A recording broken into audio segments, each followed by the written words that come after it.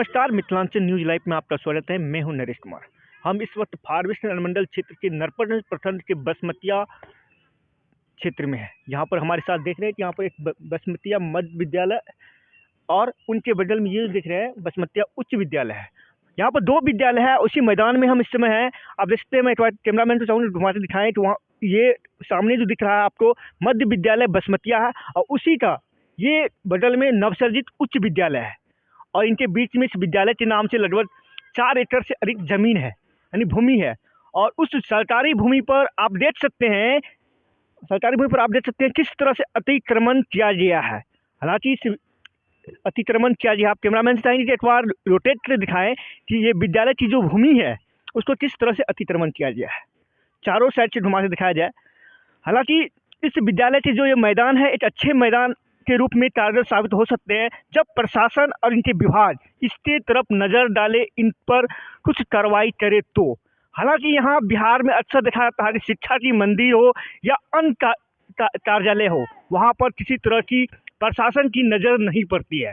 हालांकि वहाँ के लोग बार बार आवाज़ उठाए भी, उनके बाद भी उनकी आवाज़ों को दबाने की कोशिश की जाती है। अक्सर देखी जाती है कि माफियाओं के द्वारा या अन्य लोगों के द्वारा उस पर जबरन कब्जा करने की कोशिश की जाती है। वही हाल यहाँ पर बसमतिया के जो विद्यालय है, जो शिक्षा के मंदिर है, उनके चारों तरफ है। हालांकि इस विद्यालय में जो उच्च विद्यालय है उनमें पढ़ने वाली बच्चियाँ आती है, बड़ी बड़ी बच्चियाँ, छोटी बच्चियाँ आते हैं, जिन्हें काफ़ी समस्या का सामना करना पड़ता है, क्योंकि यहाँ किसी तरह की चार दीवारी या अनव्यवस्था नहीं है।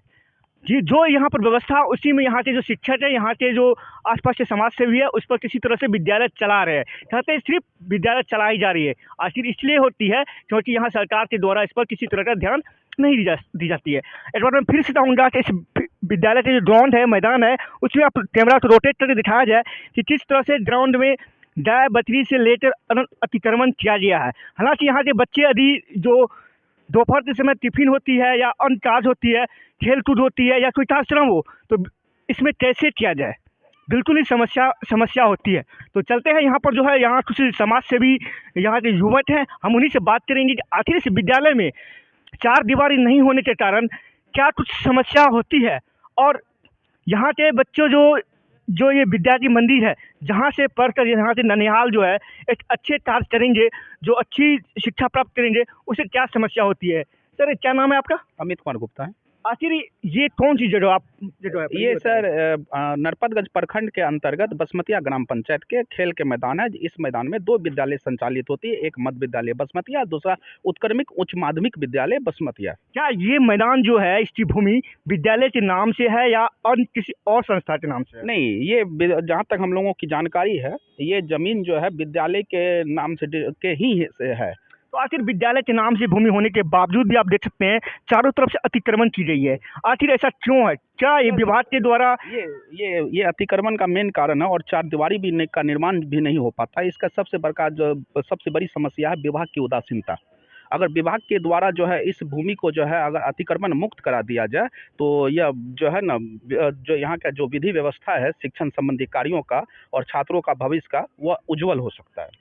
क्या लग रहा है यहाँ पर जो बच्चे जो हैं, बड़े बड़े बच्चे भी आते हैं, पढ़ने आते हैं, खुली जगह है, यदि रूम से बच्चे निकलेंगे, ग्राउंड में आएंगे और देख सकते हैं गाय भैंस और सब चीज़ खेल रहे हैं, तो क्या उनसे बच्चे के भय नहीं है, डर नहीं है? सबसे बड़ी समस्या जो है हम लोगों के सामने में आए दिन देखते रहते हैं कि यहाँ जो पढ़ने वाली जो छात्राएं हैं बड़ी हैं, और उनकी जो सुविधा के लिए हम लोग जो है ना हमेशा चिंतित रहते हैं, लेकिन करे भी तो क्या कर सके, करना तो विभाग को है। हम लोग प्रयास करते हैं लेकिन हो नहीं पाता है। आप यहाँ के समाज सेवी भी कहा जाता है और कई लोगों के द्वारा बताई भी गई, तो क्या इस विद्यालय के लिए आपने विभाग को क्या कुछ अभी तक किया है? कई बार हुआ है। यहाँ पे स्वयं जो है नरपतगंज अंचल के जो है अंचलाधिकारी और डीडीसी साहब भी आए हुए थे, जिस समय में स्टेडियम का निर्माण जो है रोका गया था, लेकिन उन लोगों को भी हमने जो है ना, हम लोगों ने बात रखी, लेकिन उनके द्वारा केवल आश्वासन दिया गया। चलिए, यहाँ के इस हर विद्यालय में शिक्षा समिति गठन होती है और उनके सचिव हैं ये हमारे साथ, हम उनसे बात करेंगे। क्या नाम है सर आपका? राजकुमार गोस्वामी। आप इस विद्यालय के शिक्षा समिति के अध्यक्ष सचिव हैं, तो कहते हैं कि विद्यालय में किसी तरह सचिव या अध्यक्ष की गठन की जाती है, तो उनकी देख रेख के लिए, उनकी विकास के लिए, तो आपके कार्यकाल में आखिर इस तरह से अतिक्रमण है, क्यों है? एक तो कार्यकाल मेरा लगभग प्रारंभ ही हुआ है, उसके बाद जहाँ तक अतिक्रमण की बात है तो अतिक्रमण पर विभाग ही ध्यान नहीं देती है, एकदम उदासीनता बरती हुई है। तो विद्यालय के द्वारा जो है क्या कुछ अभी तक उन्हें विभाग को सूचना दिया गया है? हाँ, दिया गया है, बहुतों बार दिया गया है, लेकिन कोई फर्क नहीं पड़ता है, कोई जवाब नहीं आता है। देखिए, आप एक समाज से व्यक्ति हैं और आप ही के बच्चे हमारे बच्चे से विद्यालय में पढ़ते हैं और विभाग यदि इस पर कार्रवाई नहीं करती है, ये अतिक्रमण हो या इससे चार दीवारी निर्माण नहीं करवाते, तो क्या कदम उठाएंगे आप? क्या कदम उठाएंगे? कोशिश जारी रहेगी, जब तक जैसे नहीं होता है तब तक कोशिश जारी रहेगी। लड़ेंगे विभाग से, आंदोलन करेंगे, लिखेंगे, लाठी तो ले नहीं सकते हैं। निश्चित ये है कि ये यहाँ के समाज के लोग हैं, उनसे इन पर ही कार्रवाई यहाँ के विभाग के पदाधिकारी सूचना ही दे सकते हैं। तो हम चलेंगे, विद्यालय के शिक्षक भी हमारे साथ हैं यहाँ पर, इस विद्यालय के बारे में हम उनसे बात करते हैं। सर, क्या नाम है आपका? सुशील कुमार।